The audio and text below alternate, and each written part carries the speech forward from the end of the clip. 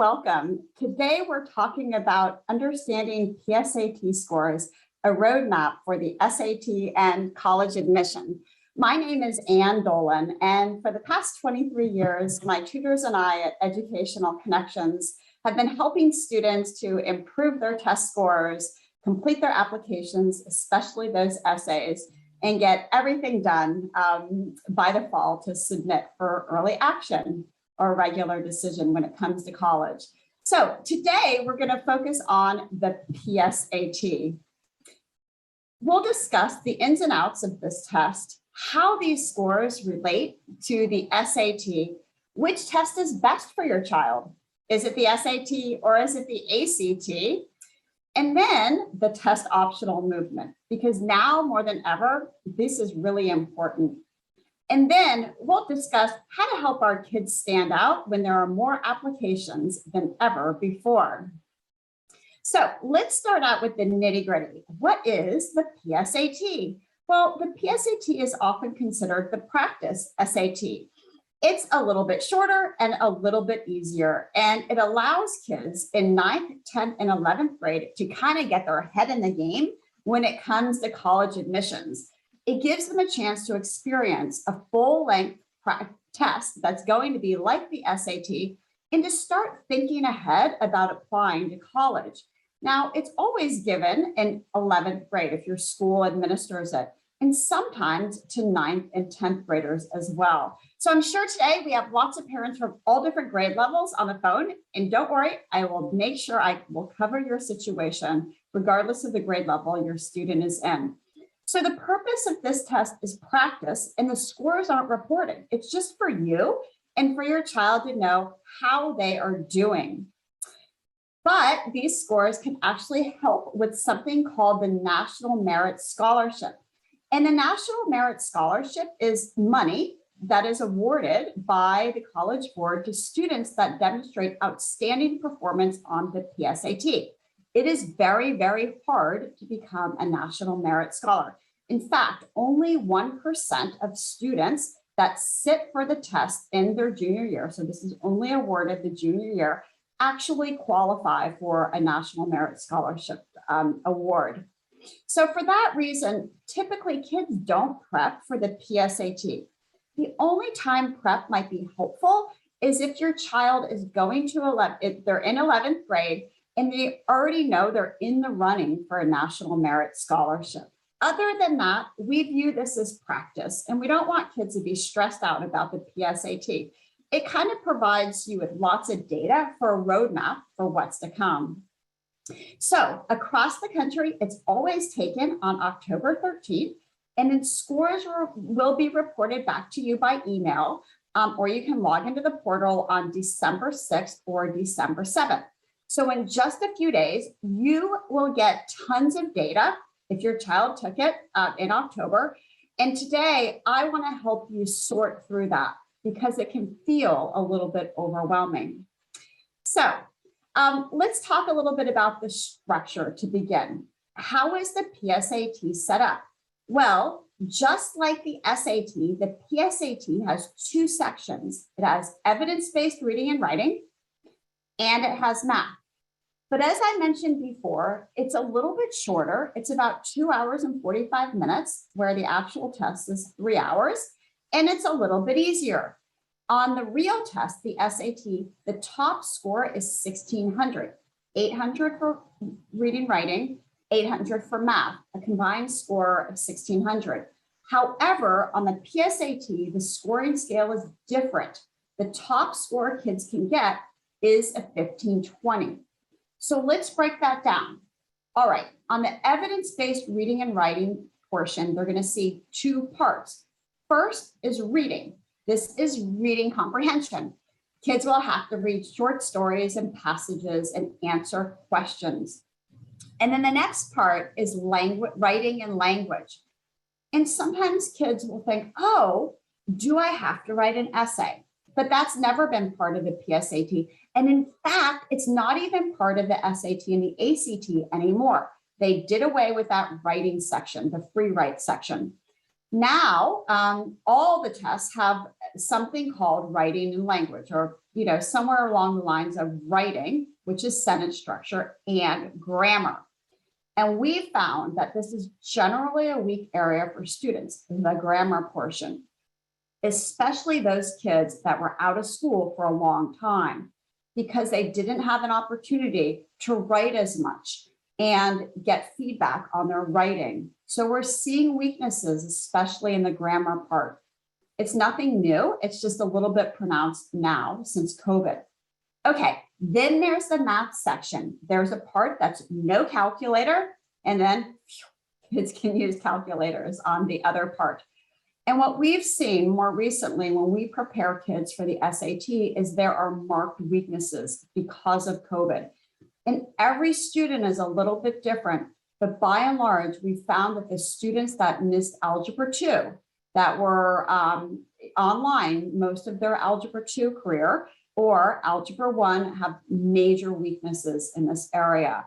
We know from reading and writing and math, the one score that's impacted the most across the country has been math because of COVID, but we see it a lot on the SAT.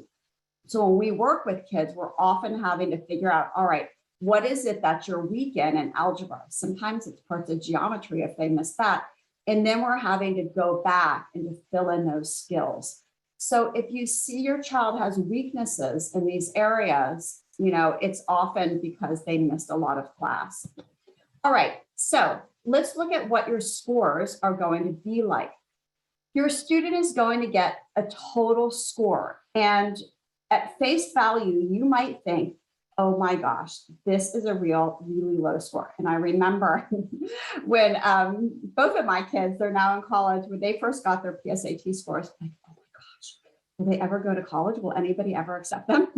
But then I had to remind myself, okay, wait, this is the PSAT. It's not graded the same as the SAT. So this doesn't mean that your child is going to get this score on the SAT. It means that if they were to sit for the SAT today, this would generally be their score. So keep in mind, this is how it's looking across the country. The average junior taking the PSAT right now is earning at about a 950. But when we think about what their score is going to be like on the SAT in the future, it's more like an 1100. That's the national average for SAT scores. So you can see there's a jump. And why do kids generally score better on the SAT? It's really because, first of all, this scoring section, the way it's scored is different on the PSAT. But also, your child is going to have more time in class. And just because they're older and they've sat in class and they've experienced more curriculum, they're going to do better on the SAT. But if you get your scores back and you're seeing scores like a 950 or 1050 or maybe 1210, you know that your child's inching upwards. And across the country at the 90th percentile, the PSAT score is a 1210. So that kind of gives you a sense of how your child compares to other students across the country. It's a little bit different depending on where you live. So if you're in the suburbs of Washington, D.C., like I am, you can expect that scores here in the D.C. area are going to be higher than this. All right, so here's what you're going to see when you get your child's score report. You're going to see their total score, and this is a sample score. This student's score was a 960, and then you're going to see breakdowns. So let's talk about the student's total score. It's a 960. And you can see that can range from a 320, which you basically get for writing your name on your score, on your Scantron sheet, to a 1520, which is the top score. And this student is in the 51st percentile. It doesn't mean that he got 50% right. It means that about half the kids are doing better than him and about half the kids not as good. But then when we break it down, we can see what's really going on with the student. So in evidence-based reading and writing, he's really struggling. He's got a 430, which is at the 31st percentile. And by the way, College Board produces the SAT, all the AP exams, and the PSAT. They love using colors to help parents analyze the information, and I think it's helpful too. So you can see that there's red, yellow, and green. And anytime there's red or yellow, it's a sign that, I really need to pay attention to this. This is a weak area for my child. Even if it's like borderline green, I might be a tiny bit concerned. So this student is in the yellow range, at the bottom of the yellow range, in fact, and the student is really struggling with reading and then comprehending what he reads. But on math, he's doing a lot better. He's at the 69th% in his percentile, and his score is a 530. He's in the green range. So I can extrapolate that this student probably likes math and science better, and he's probably doing better in school in his math and science classes, the science classes that are math-based, like chemistry or physics. But it's also likely that this is not just a score on a test. We can say these are just scores on a test, but the reality is when kids have weaknesses on standardized test scores, standardized tests like this, it's likely they're struggling a bit in school in these areas too. So if I were this parent, I might seek out some additional help to make sure that the student had enough of the basic skills to be prepared for advanced level work in high school, and then to do well on the SAT later on. So here's another breakdown. And on the right, I'll just point out Subscores, more data from the College Board. The first one is called command of evidence. And this basically means, can the student find evidence in the passage to support answer choices? And he's kind of in the yellow range, which means he's really shaky in this area. But where he's really having difficulty is something called words and context, which is basically vocabulary. So even if they ask you, like in line 71, based on the other information, what does this mean? Generally, kids can say, well, I don't really know that word, but I kind of think it means this because this sentence said this and that said that. But this student is having a hard time dealing with that. So it's likely his vocabulary is weak, and he also doesn't know how to use surrounding information to help him solve the problem. So I would suggest that he gets help in this type of skill because this is imperative for all of high school, not just this test. The PSAT also gives you something called skills insight, which basically is the verbal language for all the data. And it's cool because here in reading, this is a different student. You can see this student is in the green, he's doing well. And it tells you, the PSC says, hey, your child can already do all these great things. That's awesome. But you know what? He could improve his skills by working on these areas. So it kind of lays it out for you as a parent, where your child is doing well and what they can improve on. And when we work with kids and when kids want to look at their PSAT scores, we'll help them go through this and we'll have a discussion. What do they think? Is this an area of strength? Is this something they can improve upon? And often kids will say, yeah, I've struggled with that in the past. All right. And then lastly, you're going to get something called question level feedback. And this is basically your child's Scantron and with all of the scores and information reported to you. So here you can see the different sections broken down, and you can see that they've showed you what the correct answer is and the level of difficulty. So let's take number one. The correct answer was A. The student picked A. You got it right. And the level of difficulty was a 1 because there's just one box. There's easy, medium, and hard questions on the SAT. Now, number 2, the answer was B. He picked A. Makes sense. It was a 2 level of difficulty, a medium level of difficulty. So in general, we see a trend that high scorers are able to get the easy, medium, and many of the hard questions right. And they just need more help focusing on the more challenging questions.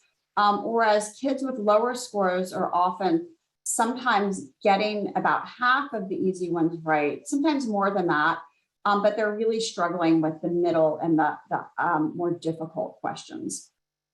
So that's called your question level feedback. All right, so let's pause for a moment and talk about life after the PSAT. Let's say your child is a junior and he just took the PSAT.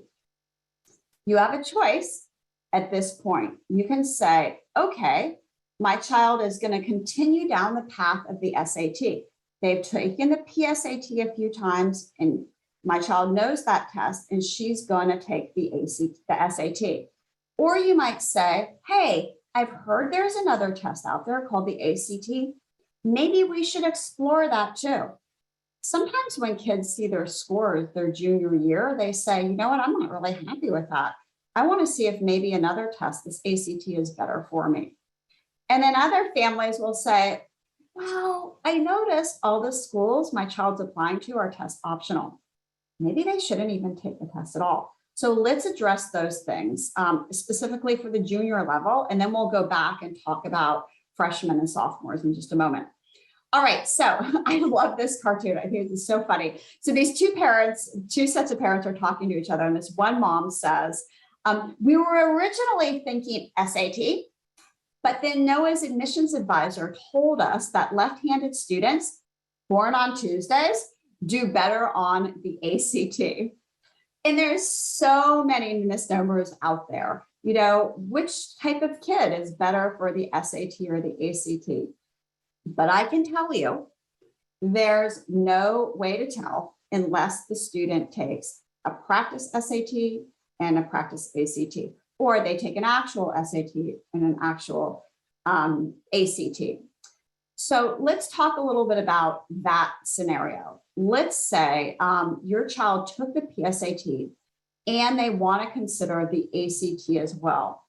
So here's what I would recommend is that the first step right now, if your child hasn't done any testing and they're a junior, is to decide on your test. And you can do this a couple of ways. Number one, you can take a set of practice tests, an SAT or an ACT. Or if your child's really resistant and you don't think they're going to sit for a full length practice test of each, just have them take an ACT. I'll tell you about that in a second. And you can take practice tests. Many organizations offer them. We also do to the community, and they're on most Saturdays. They're virtual with a live proctor. So it's easy. Kids can just roll out of bed and start taking a test at 9 o'clock. And those are scored and given back to you that day. So they're scored very quickly and you can get your information. Or they can sit for a real test. It just costs more. Ours are $20. A real test definitely costs more. You have to plan out like 6 weeks and you have to take your day to travel there. But either way is fine. Really, the goal is to determine which test is best. So we recommend taking mock tests. And by the way, if you want a list of those dates, just text the number 55444 and the word college, and it will come into your inbox. So in a perfect world, if your child takes one of each, we put these tests into a concordance table. The concordance table tells us which test your child did best on. And there's about a 30-70 split, meaning that about 30% of students are clearly stronger in one test over another. But the majority of students, about 70% of kids, it's honestly a toss-up and they could go with either one. And when that happens, we ask them, which test did you feel more comfortable with? And 99% of the time, kids are really verbal about this. They know. They'll say, oh my gosh, I like the ACT way better because the questions were simpler and I knew what they were asking me. Or kids will say, I hated the ACT. It was way too fast. I like the pace of the SAT better. So they'll definitely have preferences. And in that case, we recommend picking the test that you either score best on or you're most comfortable with and just prepping for that test and just taking that test. The reason is you don't need to split your time and focus on two different tests. Every college in America takes both tests, and each school does not have a preference. They don't care if you submit an SAT or an ACT score. So by going with one test, you're really reducing your time and you're reducing a lot of the stress, especially If you have a busy child, and so many teenagers, especially in this area, are unbelievably scheduled, and to fit in prep is tough. So if they can reduce the amount of time, it's helpful to them. So again, if you're interested in seeing those mock test dates, text 55444 and then the word college. All right, so you've decided on your test, or you're thinking about this. Let me dive down into the differences in these tests, and then we're going to address whether testing is necessary in your particular case. All right, so the SAT, it is considered a power test, and it's a power test because you really have to use a lot of brain power to get through it. There aren't a ton of questions. There are fewer questions than the ACT, but they are wordier and they require a lot of critical thinking. You know, your kids often say, I had to really think about it. I wasn't sure what they were asking me to do. So there's a lot of analysis involved. Now, on the SAT, there's only two sections. There's math, and then there's evidence-based reading and writing. So on the SAT, math is half of your score.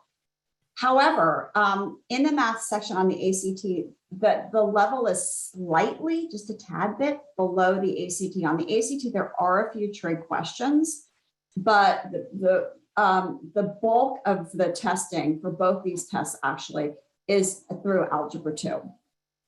So again, the difficulty in the SAT is in the interpretation and the analysis, where on the other hand, the ACT is considered a speed test.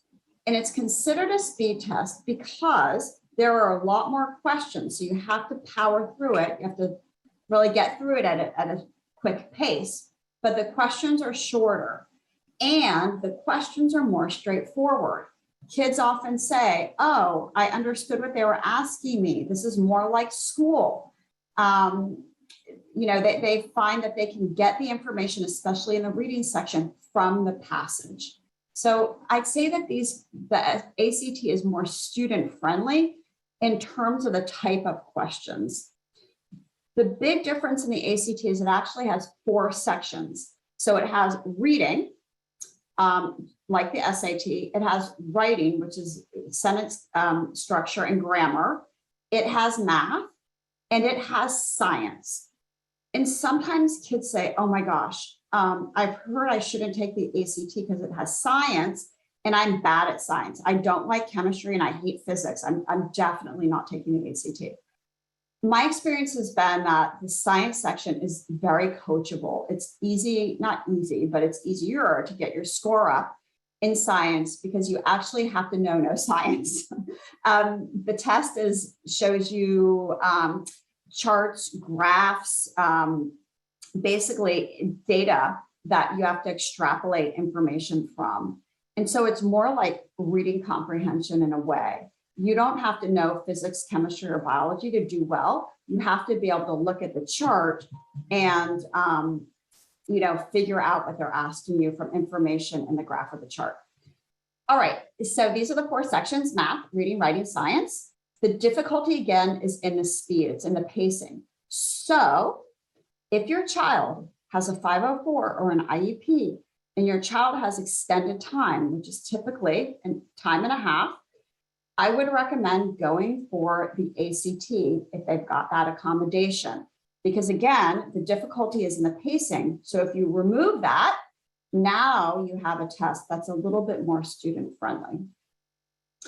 All right, so let's say you've decided, you've taken practice tests, you've decided, I'm gonna prep for the SAT, or I'm gonna prep and take the ACT. And now you're gonna figure out when am I going to take the test? All right, so if you're a parent of a freshman or a sophomore, you don't have to worry about this right now.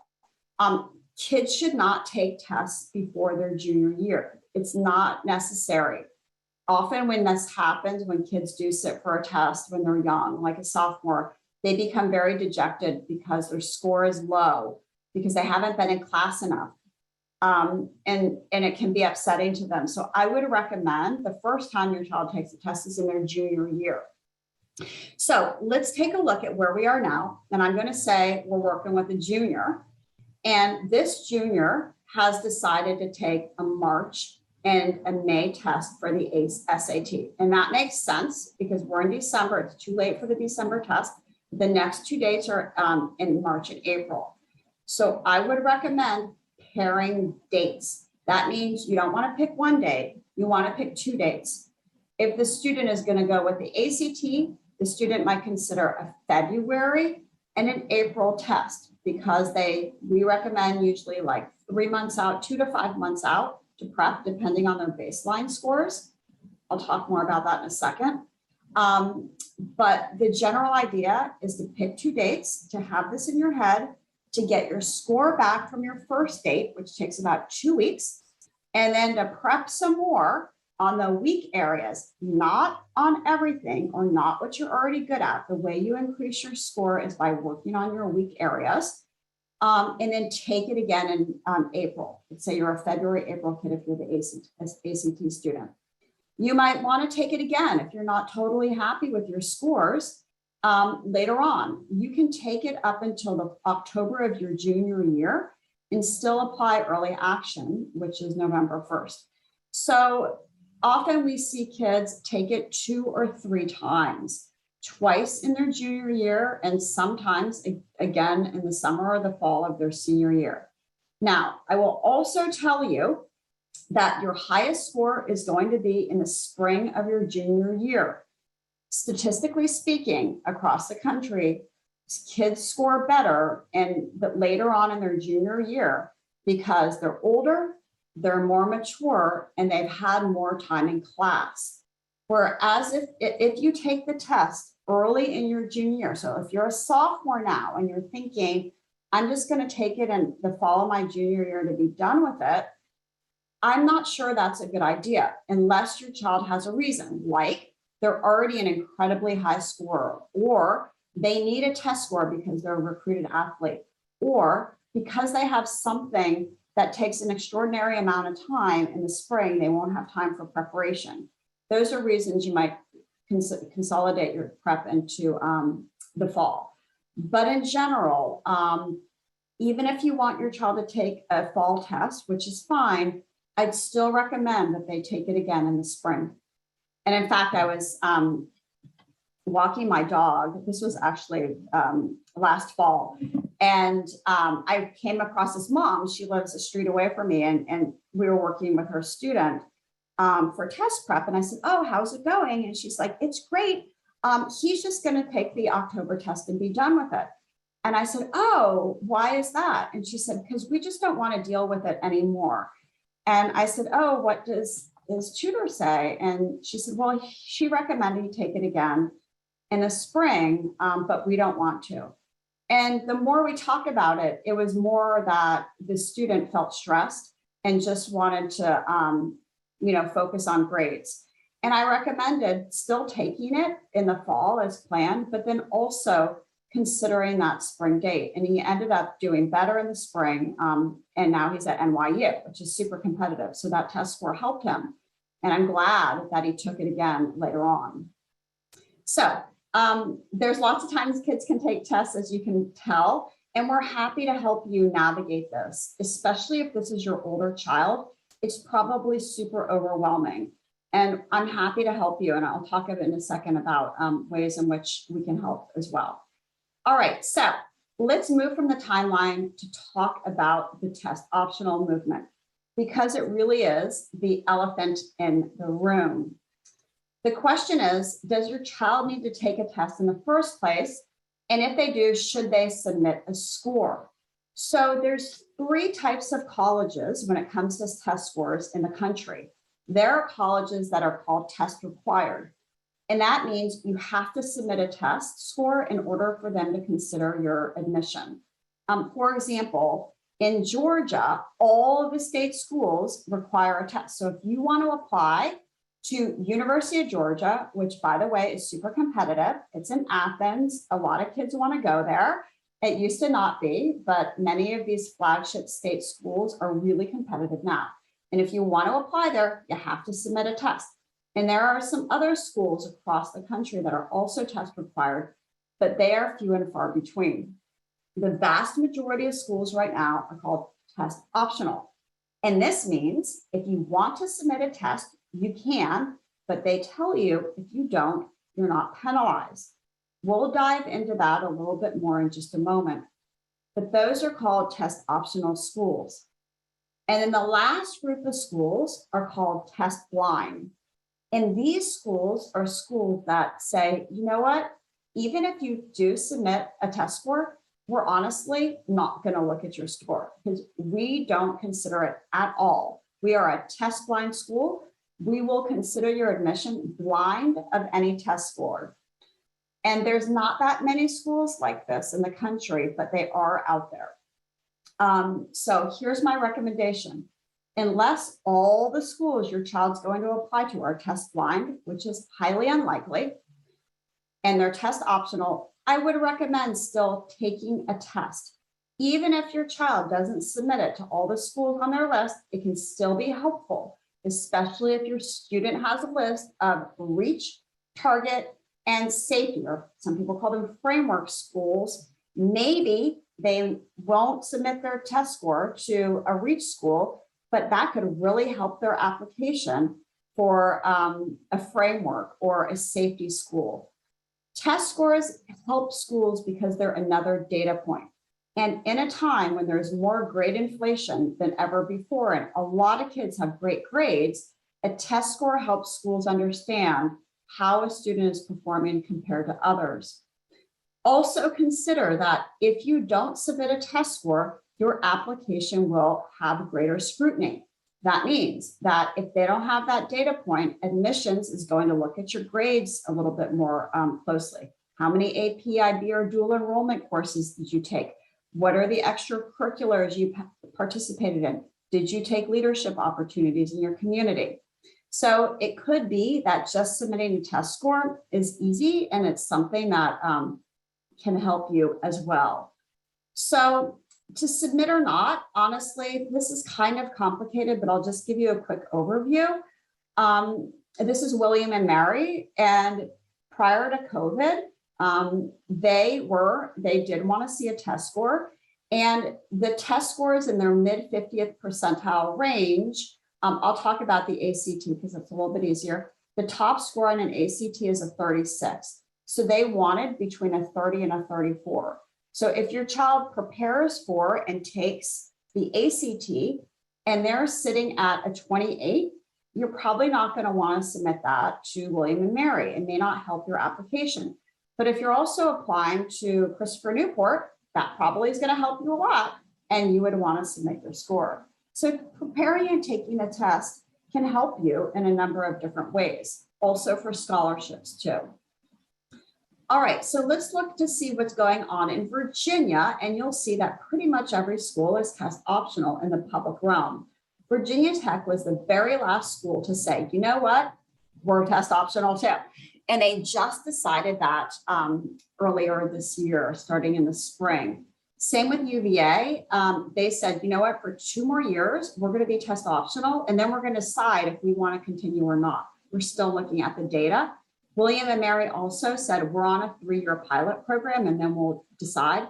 JMU decided to be test optional way before these schools.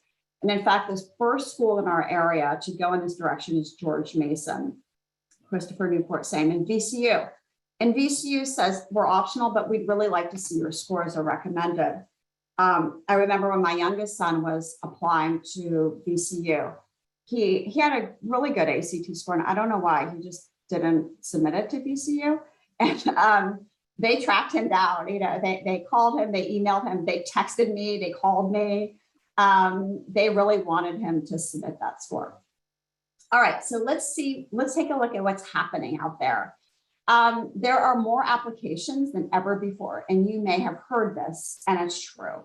And the reason schools are receiving more applications across the nation, competitive schools, less competitive schools, overall, there's 11% more applications being sent to schools. And for selective schools, there are 21% more applications. So these are schools that admit less than 50% of their applicants. They're seeing the biggest increase in applications. And the reason is, kids that may not have applied to a school in the past because it was a huge reach for them, their scores weren't good, but their grades were great. Now they're saying, oh, scores don't matter. I'm going to throw my hat in the ring and I'm going to apply to the school when they may not have before. So that's why these more competitive schools are reporting lots of applications. Here in Virginia Tech said that they've never received so many applications. They got 42,000 applications last year for just 6,700 spots. And it's just not large schools, it's also smaller schools. Colgate is a smaller liberal arts school in New York. And they reported they got 17,000 applications. And that was a 103% increase over the prior year. So here are my takeaways. Oh, in just a second, we're going to go to Q&A. So if you have a question, right now would be the perfect time to throw it into the chat. So takeaways, here's what you really need to know. An SAT or an ACT can help your application. And a PSAT is really the test that kind of puts you on that path. And so once your child gets through the PSAT, they want to take time to think which test is going to be best for me.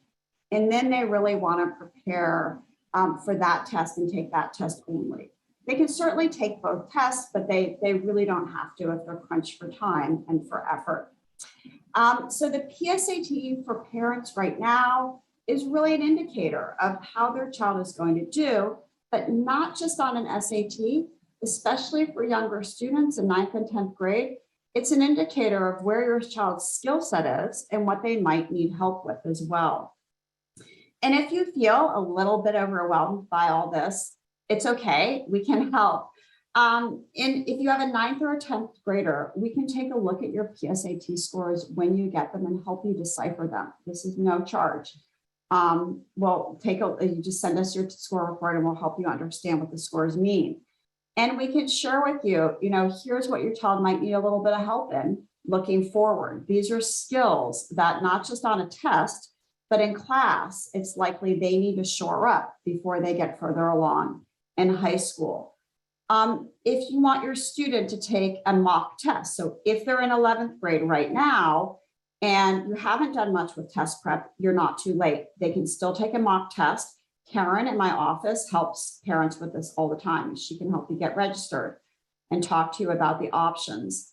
I've recorded this. So after we're done later today, I'm going to send this out to everybody so that you can get you'll have a list of all the upcoming mock test dates and all of this information. And then lastly, if your head is spinning, I can help you with that. And I provide a 1-hour consultation that just provides you with a roadmap. And it can help you kind of really dive down into what your next steps are over the next couple of years. And a lot of parents like that option because they're not sure what direction they need to go into, and their child may have situations that are unique to them. All right, so I'd love to go to the chat right now and take some questions for the Q&A. Let's see. Let me go over here. Awesome. Okay, so is the prep for SAT and ACT different, or do kids study and prep for both tests in the same way? Lori, that is a great question. So the prep for tests is actually different. And the reason is there are different sections on each test. So the SAT has just reading, writing, and math, whereas the ACT also has a science section. So the prep is definitely different. However, if, sometimes we have kids that they'll prep for the ACT, they'll do really well, they're happy with their score, they're like, I'm just going to try the SAT. The scores they can be generalized, but the prep is definitely different. All right, will these colleges be test optional when our kids apply in the fall of 2022 for entry? So if your child is going to apply not this fall, but next year, yes, these schools that I mentioned in Virginia will be test optional. However, it's likely that other schools that were test optional just for COVID, they may go back and want to test. But these decisions are likely going to be made after the testing season and after a regular decision, which those regular decision when kids are applying. So there's early action, early decision, which is usually November 1st. And then there's regular decision, which is in January. Kids will get their notices back in March at the latest. That's typically when colleges will come out and announce what they're doing for the coming year. So I would say, once your child has their list, I wouldn't look now. It's not probably accurate, but I would wait until after March to see what they come out with. Did you say that with the 504, there is not a time limit on the ACT? I said it's just better suited. So if your child has a 504 and the ACT has granted them the accommodation, you have to apply for it for a time and a half, then my experience has been that the ACT is the better test because the issue with the ACT is, again, the pacing. So that's removed. What is the essay section on the SAT? Is that section still given? No. Last year, the College Board, which produces the SAT and the ACT, said we are getting rid of the writing section, the free write section. In fact, very few schools as of last year, really, there were like 5 schools left that were wanting that. One of them was Georgetown. But now it's that you can't even take it anymore. So it's a non-issue. What does this increase in applications mean for the class of 2023? Well, they knew to apply to more schools to increase competition everywhere. Here's what I would recommend. I would take a careful look at your list. And there are people out there, I'm happy to help you. There's other folks there that can do this work to really make sure that you have a balanced list. Because what often happens is kids are so excited and optimistic that they have a list of schools that is very, very heavy for reach or like ultimate reach. And the chances of them getting to those schools are extremely slim. So when your list is unbalanced and you have a lot of reach schools, you're going to be disappointed. So it doesn't mean you need to apply to more schools. It means that maybe you only have a couple of those schools, but you also have a few of schools in the middle, and you have a few schools in this framework or this safety area, so that you know that you're likely going to get acceptance to these schools, and these in the middle, maybe you have a 50-50 chance. So I would just move, if your list is unbalanced, get rid of some of those super reach schools and make sure the schools you have, especially in safety, that you really love too. I've seen a lot of disappointed kids over the years when I've said, your list is heavy, it's too heavy on this end, and they'll just throw schools into their safety. They're like, I don't really want to go there, but I guess I'll apply. You really want to go there. You have to make sure that the schools on your list are meaningful to you. Let's see, is it possible to look back at an older PSAT? Yes, if you have that data, if you got your PSAT from last year and you still have it, you can look back at that information. You should have it in an email, or you should be able to log into the portal and see it there. When will the PSAT scores come out this year? They're going to come out in just a few days on December 6th and 7th. My students' high school had all sophomores take the PSAT. My child in October. Great. Not every school does that. So if you have a sophomore taking the PSAT, I think that's awesome. My child is a year ahead in math. Should he still wait until spring to take the SAT? Here's what I would do. I would have your child take a practice test in the fall. If he's a sophomore right now, sorry, I take that back. If he's a sophomore right now and he just took the PSAT, at the end of his sophomore year or the summer, I would have him take a practice test. And then you can see, okay, he's actually, maybe at the end of his sophomore year, if he's a super high scorer, there's no reason he can't prepare a little bit over the summer and take a fall test. There's nothing wrong with that if he's already a high scorer. If he's a good scorer, but not a great scorer, yeah, he could still take it in the fall, but just keep in mind that you might want to add that spring date too. What's your advice for seniors who spent their junior year mostly online, are making up for learning loss when their 10th grade Algebra 2 class shut down in the fourth quarter? My senior is just now taking the SAT and ACT.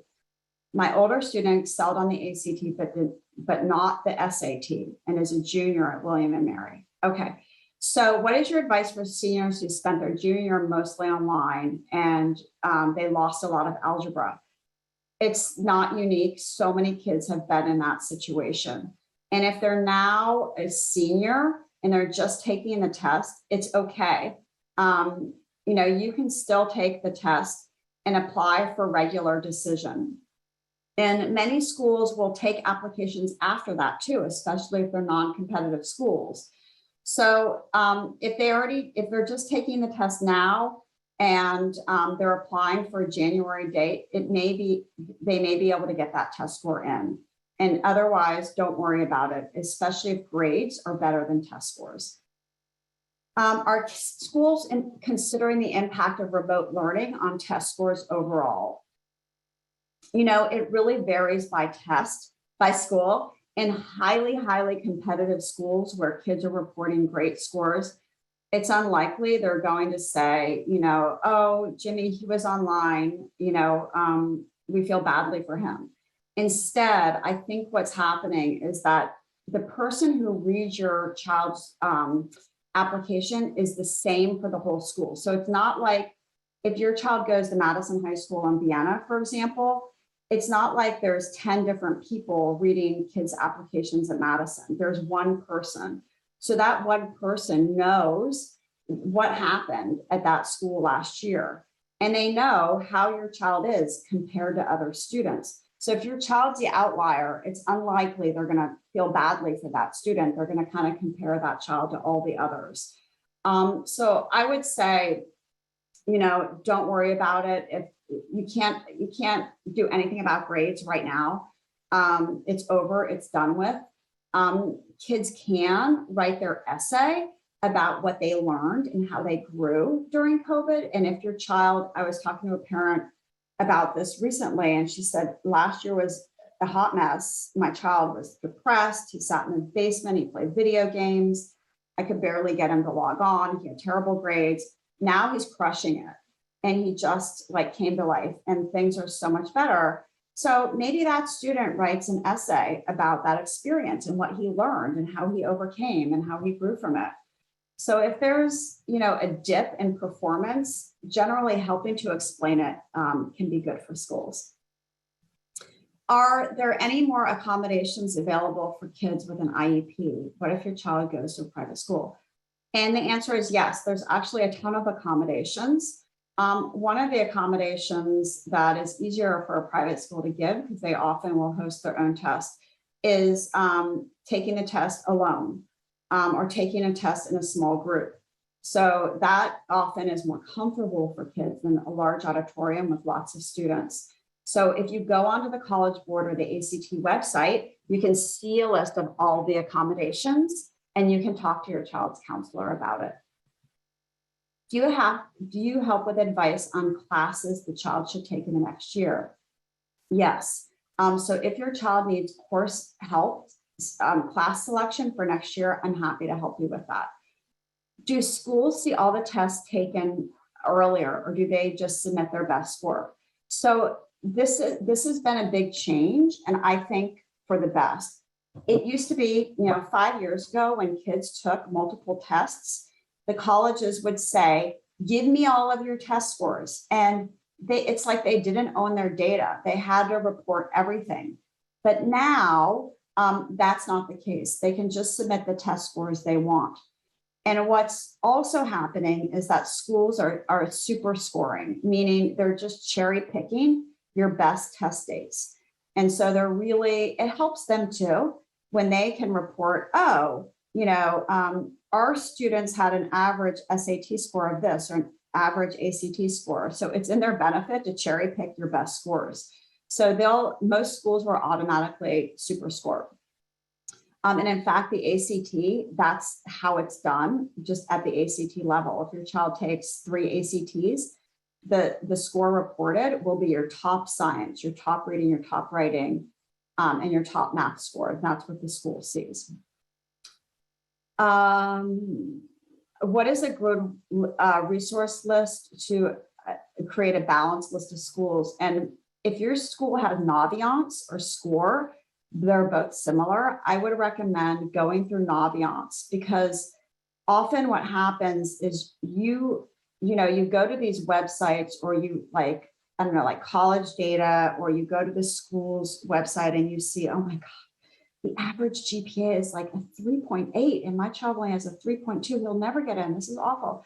But that's on a national level. So you really want to see how your child is compared to other kids in his school, because that's what matters most. So all that data is in Naviance. Your child should have a login to that. So go in with your child and poke around, and that's where you can find the best information. What do you recommend for sophomores to focus on this year, aside from taking the PSATs? So yes, obviously you mentioned grades, and then also what they're going to do in the summer. So, it's great if kids just want to hang out and have a carefree summer, but it's even better if they can do something that helps them to stand out when they go to apply to schools. There's lots of examples, but I can give one from a personal level. My younger son, who's now a sophomore, was really into video production at the time. Now he's a political science major, but at the time he was really into making videos and doing video production. So he had this little side business where he would be hired by like hip hop artists, just like local kids, basically, to create videos for them for their website.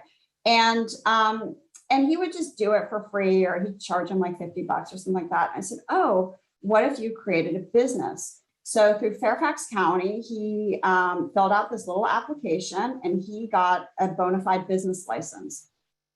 He also took a class in George Mason over the summer for high school kids on video production, and he loved it. It was fabulous.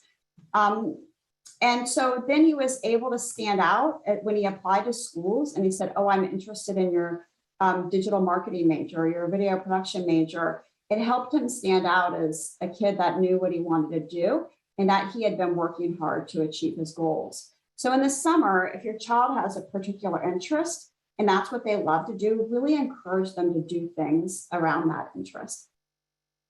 What about SAT subject tests? Don't schools require them additionally? And the answer is no. Those went out the door this year. So for kids applying now, they don't need to worry about subject tests. And are there any schools providing their own tests? And not that I know of. That's very common in the world of private school admissions. So if your child was applying to a private school and they had to take a test called the SSAT, now in our area, private schools are saying, oh, we're doing away with that, but we're going to have our own test. But right now, schools aren't, they don't have their own tests, but what they do have is a lot of their own essays. So if your child is applying on the Common App, and most schools are on the Common Application, meaning you write one essay, it's also very common for schools to say, well, that's good, but here, I also have these 2 supplemental essays. And if your kid is applying to, like, I don't know, 9 schools, that's 18 essays to write. And it is hugely time consuming. So one of the services we offer is helping kids to really figure out what's their best foot forward with their Common App essay. Like, how are they going to really stand out with that essay?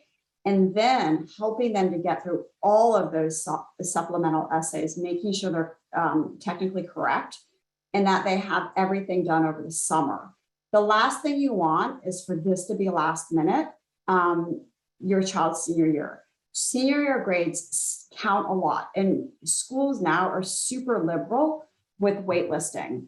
In certain schools more than others, like they put so many kids on a wait list. So you really want to be able to say, hey, I'm still interested in your school. And by the way, here are my grades from the first quarter because they really do matter a lot.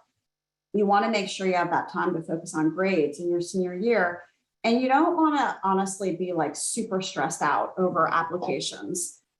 It's not a great feeling. So for that reason, I would say make sure your child has unstructured time in the summer before their senior year to really work with somebody. And if you are worried that you're going to be the police and all of this, get somebody to help. We're happy to help you with that. All right, I think that is everything. And I know we're running out of time, but I wanted to thank you all so much for your time this afternoon. It was a pleasure to speak to you. And if I can help in any way, feel free to reach out. I wish you all the very best for the remainder of the school year and happy holidays.